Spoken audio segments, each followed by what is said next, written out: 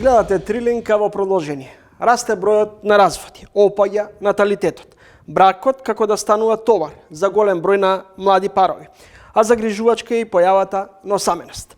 Статистиката покажува поразителни податоци. Минатата година вклучени се бракови и е намален бројот за 1600 на 11.066, додека бројот на разведени бракови е зголемен на 259.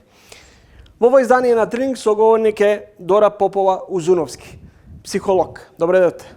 Добро ве најдов, благодарам за поканата. Кои се причините за се поголемиот број на млади парови кои за релативно кратко време одлучуваат да се разделат и зошто често ескалира состојбата?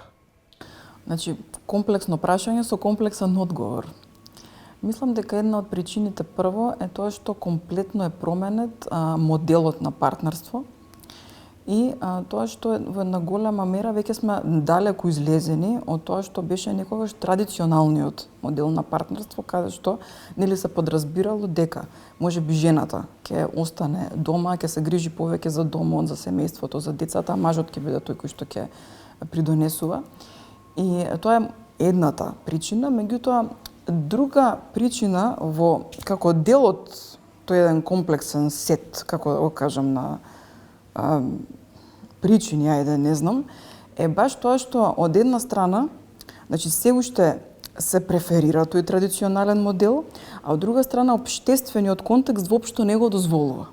Општествениот контекст прво веќе гледаме што се случува нели со инфлацијата општо во светот, кај нас во Македонија, во Европа и секаде, и не е можно веќе само еден од партнерите да придонесува. Се повеќе се појавува потреба двајцата партнери да придонесуваат и финансиски и нели секако во било која смисла, а од друга страна пак товарот во однос на домот и на семејството повторно станува само на жената. И сега жената има две обврски: и да оди на работа и да придонесува финансиски, и од друга страна плюс да се грижи за домот, а некако на мажот му остана таа нели навика само он да придонесува за домот финансиски, меѓутоа се уште е помала грижата во однос на домот. Не мислам дека тој тренд не се менува. Мислам дека се менува се повеќе. Мажите почнуваат да работат на себе, значи и се зголемуваат и бројот на клиенти, значи на мажи, и секој еден маж кој што седнал да работи на себе, дали преку психотерапија, дали коучинг, дали решил да се информира, да гледа подкасти, да чита книги, секој еден маж успел да си го спаси бракот. Нормално, ако причината се разбира не е во него, односно ако причината нели ако двете страни секогаш сакаат да работат, брак, врска ќе опстане. Меѓутоа кога една од страните повеќе не сака да придонесува да работи или не сваќа дека промена се случува во контекстот, тогаш за жал или едната страна за секогаш ќе остане да трпи, да биде жртва, или едноставно тој брак ќе се распадне на некаков начин. Бидејќи велите дека традиционалната слика за семејство е изместена, дали кога бракот станува под наводници товар, е неопходно развод? Значи, вака, товарот на нас не е секојдневие. Ние секојдневно се соочуваме со некакви ситуации кои што не тератат, кои што не товарат. Меѓутоа, прашање како ги разрешуваме тие ситуации. Не може да не се појави тешкотија, не може да не се појави предизвик во бракот или во врската. Тоа е нормално, меѓутоа како ние тоа го разрешуваме? Проблем станува кога нештото не се разрешува или кога само се таложи. На некој начин се таложи под тепихот, што се вика, или едноставно имаме невидлив слон што седи во големата соба. Знаеме дека слонот е тука, знаеме дека ни пречи, меѓутоа не се разговара за слонот. Комуникацијата, значи е клучна. Комуникацијата е клучна во односот меѓу партнерите. Најчесто проблематичната комуникација, недоразбирањата, различните потреби придонесуваат за такви кризи или до развод. Меѓутоа, тука сакам нешто важно да кажам. Секогаш во една врска и во еден брак, кога на некој начин ќе се постават улогите премногу ригидно, секогаш доаѓа до криза. Кога долго време ние се наоѓаме ригидно во една позиција, например, јас да се грижам само за домот и за семејството, а сопругот, нели, например, само да придонесува финансиски, кога долго време сме само во таа една позиција, Ќе се случи криза неминовно. Зошто? Бидејќи природна потреба на човекот е постојано да креира и да се менува. Мислам, Пантарей е многу стара, нели, изрека, се тече, се менува. И фала Богу дека во одреден период и децата веќе ќе почнат да растат, мајките да не се толку многу потребни и таа жена ќе мора да најде нешто друго да прави. Значи, дури и да сакаме трајно да останеме во рамките на домот само и на семејството, тоа не е возможно. После X години, после некое време, дали после 10, 15, 20 години, нужна внатрешна потреба ќе се појави да ние нешто друго почнеме да правиме. Мислам, ова не го зборувам на памет или не го зборувам паушално, ова е вистинска човечка потреба да создава и да креира. Попова, што е подобро? Среќен развод или несреќен брак? Значи, сигурно дека среќен развод е подобрата варијанта. Меѓутоа, што подразбираме, нели, под среќен развод? Значи, разводот во никој случај прво не може да биде среќен. Кога поминуваме низ разводот, ние поминуваме низ едно разочарување. Разочарувањето е неминовно да се помине. Разводот е загуба на стрес скалата. Значи, на стрес скалата, разводот е на второ место. Значи, на прво место е смртта на блиска личност, на второ место е загубата на партнер, односно развод. Значи, толку се блиску. Никога поминуваме низ развод, неминовно поминуваме низ загуба. Меѓутоа, различни луѓе различно се носат низ таа загуба. Некои луѓе побрзо ќе го прифатат тој процес на таа загуба и ќе поминат некако по-лесно низ тоа, а некои други луѓе не можат да го прифатат, па после се појавуваат дополнителни проблеми помеѓу веќе разведените партнери. А во ситуација кога и двајцата партнери, и сопругот, и жената и мажот се амбициозни, сакаат кариера да градат, како се развива тој ривалитет и како се менаџира во таква ситуација семејните обврски? Значи да, тоа што го спомнав баш претходно, проблем настанува кога имаме ригидна улога. Меѓутоа, секогаш кога се флексибилни улогите и кога имаме флуидност во улогите, бракот опстанува. Значи, за да имаме флексибилност и флуидност на улогите, и двајцата можат да бидат амбициозни партнерите и да имаат семејство, и едно и две деца, се е ствар на договор. Меѓутоа, неопходно е да постои една флуидност и флексибилност, брзина, едноставно брзина на реагирање. Кога тој не може, значи да ускочам јас во ситуацијата, кога јас не можам да ускочи тој во ситуацијата, и тоа бара взаемна поддршка. И кога имаме таква ситуација, браковите опстануваат, браковите се среќни. Пронајдов една ваша констатација, велите, погледнете ги кафаните. Мажите седат сами, жените седат сами, едните се фрустрирани, другите се лути. Ужасна гледка. Ужасна е гледката, на вистина. Пред некое време баш со еден другар го дискутиравме ова и вика, знаеш ми вика Дора, што жениве кога ќе се разведат, се врзуваат како слободни радикали. Едни со други во поголеми друштва си се дружат и повеќе као не се заинтересирани за машкиот пол. А вика од друга страна, ние мажите, ако се разведеме и понатаму остануваме заинтересирани, нели, за жените, ама жените многу така не есапот, не се заинтересирани за комуникација. Причината, една од причините зашто е така, тоа не е случајно. Голем дел од жените, кога го поднесувале тој товар на ригидната улога со години, 10, 20, 30 години, каде што се грижала и за домот, и за работата, и за децата, и за сето тоа е голем товар, после 20-30 години таа жена која ќе се разведе, одеднаш влегува во една сосема спротивна поларност на слобода. И она од таа слобода понатаму не сака да се откаже. Попова, зошто пред се жените иницираат разделби? Значи, кај нас на Балканот и во Македонија нема некоја официјална статистика за тоа дека жените повеќе иницираат разводи, меѓутоа некои социолошки и други психолошки истражувања во поддалечна Европа, како што е Велика Британија и во Америка, покажуваат дека стапката е дури 60-40. 60% жените повеќе потегнуваат први развод во овие земји, а многу помалку мажите. Сега, значи, причината можеме да ја шпекулираме, тоа е моја предпоставка, нели, значи, моje мислење повеќе, е тоа што во најголемиот дел од случаите жените се многу поспремни и многу поподготвени, значи, за компромис. Меѓутоа, истото поретко се среќава кај мажите. Некако на мажите статистички потешко им паѓа таа промена. На мажите повеќе време им треба да се адаптираат и да ги прифатат работите.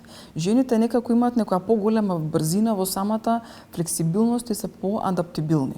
И кога една жена не го наоѓа, нели, одговорот од другата страна на адаптацијата, кој што е потребен и на нејзе, тогаш не ја останува после одредено време на толеранција, нели, после вика таа толеранција има своја граница. Младите се повеќе практикуваат необврзителни заедници, зашто се почесто или се поголем број на млади се одлучуваат да стапат во брак или воопшто да не стапат во брак по постари години. Границата како да е поместена? Да, границата е поместена и е поместена баш поради општествениот контекст. Прво, многу потешко е денеска осамостојувањето. Значи, денеска, со оглед на тоа кој ги земеме, нели, например, упредвид цените на становите, колкави се, мислам дека ретко кој млад човек може да си дозволи, нели, баш така комотно да купи стана, да не влезе во некаков кредит или во било што друго, уште помалку ако нема помош, дали од родителите, дали од некои други роднини, така натаму. Тоа е прво едната причина, што е многу реална причина, екзистенцијална причина е тоа, зашто младите подоцна стапуваат во брак или решаваат да живеат, нели, по необврзувачки. Другата причина, факт е дека, нели, се појави една поголема глад за амбициозност, за создавање кај самите жени, па нели тоа се поместува автоматски. Еве, например, прочитав една статистика повторно во САД и во европските земји, дека веќе се зголемува бројот на жени кои што раѓаат над 40 години. Значи, поголем во моментов е процентот во САД на жени кои што раѓаат по 40-та година од жените кои што раѓаат под 30-та година. Дали сексот е рутина, хормонален миг, а не сплотување со искрен бакнеш, страст и љубов? Значи, сексот може да обстојува како нагон. Мислам, тоа е нашата биолошка природа, дел од животинската природа ни е. Он може да обстојува како нагон, меѓутоа љубовта без сексуалност потешко обстојува.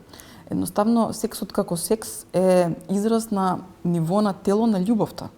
Ние низ нашето тело ја изразуваме љубовта, нели, кон партнерот и нели се додава на тоа дека е биолошка потреба. Меѓутоа има и многу други значења и многу други функции може да има сексуалноста, а тоа е секој пат кога ќе се вмеша некогаш егото во сексуалноста, знае да стане проблем бидејќи многу луѓе контролираат преку сексуалноста и тие ситуации. Така што е многу покомплексен феномен и зошто на некој може да му биде потребна сексуалноста да ја живее, дали само од позиција на љубов или поради некои други его потреби да задоволи, тоа е веќе друго прашање. Дора Попова-Узунов, психолог, гостинка во Трилинг. Како да научиме да бидеме задоволни од постигнатото во свет каде што постојано некој очекува нешто од нас?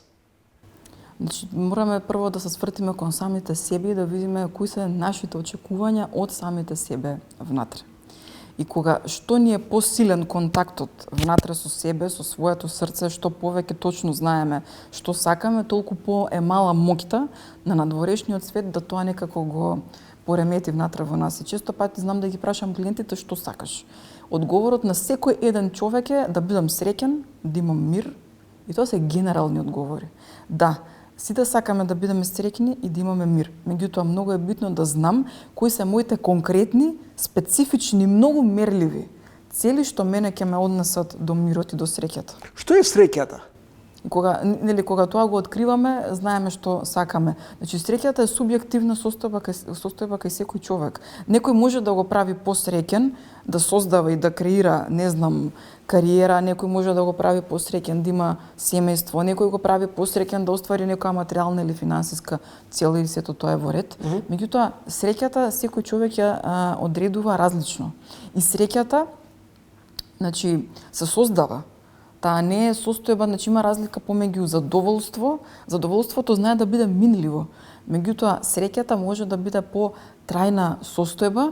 Тоа не значи дека немаме проблеми или дека животот ни е празен. Тоа значи дека среќен живот е живот со смисла. Една пријателка пред некој ден ми кажа: не се плашам од тежок живот. Се плашам животот да ми биде празен без смисла. Кога животот е потежок, имаме повеќе предизвици, меѓутоа ја знам крајната цел и смислата која што сакам да ја остварам, нели, од сето тоа, животот добива среќна нота и станува по-лесен за живење. Авторка сте и на неколку романи Превртена љубов, Синиот час и Ѓаволот има убаво лице. Вашите романи изобилуваат со високо драматични и проткаени психоаналитички анализи и реторика. Сакате постојано да ги анализирате, да правите психоанализа на ликот или делото на одредена личност? Тоа е на исто при разговор со една моја блиска пријателка, еднаш ми рече, знаеш дека сите ликови во романот си ти. Дека уствари тоа се сите твои некако подличности кои што се собираат внатре во романот и тоа е едно незино интересно гледиште. Меѓутоа сигурно дека инспирацијата е исцрпена од некакви реални доживувања и така натаму во моите романи, меѓутоа пак ќе нагласам, значи романите ги напишав во многу помлада возраст од сега, можеби цела една деценија е помината од мојот прв роман кој што го издадов, нели, на 25 години, сега веќе имам 34. И меѓутоа инспирацијата за романите секогаш што ми ја црпела дали од реални ситуации и од луѓето пред се. И дури забелешката што почесто ми ја давале читателите, била дека многу добро знам да навлезам во ликовите и во нивните карактери, меѓутоа ми наоѓале замерка или слабост на тоа како е конструирана самата приказна. И добро, искрено ја прифаќам забелешката и критиката, бидејќи нели повторно не би можела можеби толку добро да искреирам приказна како што еден книжевник би можел, меѓутоа јаката страна нели на романите е повторно таа аналитичка нота што ја има во ликовите и се длабоко некако детално опишани нивните карактери. Како Дора Попова Узуновски во овој динамичен ритм на живот, наше секојдневие, се вклопува во партнерскиот живот? Со договор. Значи, повторно ќе кажам, договорот е многу битен. Ги делите обврските? Значи, обавезно со сопругот, секогаш ги споделуваме обврските, имаме едно дете само. И многу е важен договорот. И повторно ќе кажам, таа флексибилност и флуидност во секојдневието. Значи, ако не можам јас, да помогне тој. Ако не може тој, да помогнам јас. Многу е битно да постои еден брз одговор на барањето во секојдневието.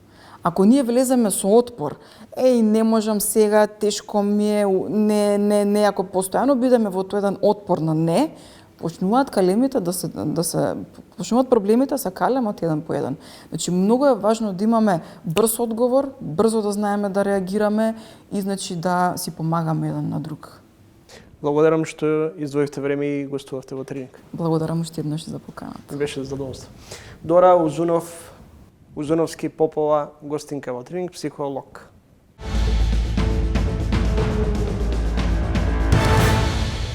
На мојата заработка е исклучиво од концерти, џез концерти, каде што луѓе плаќаат влезници, слушаат, не зборуваат, не јадат, доаѓаат, купуваат цедиња, плочи, прават муабет, се интересираат, разбираат, велат, ве знаеме од таа и таа плоча со Душко Гојковиќ, ве знаеме со Ференц Шнедбергер.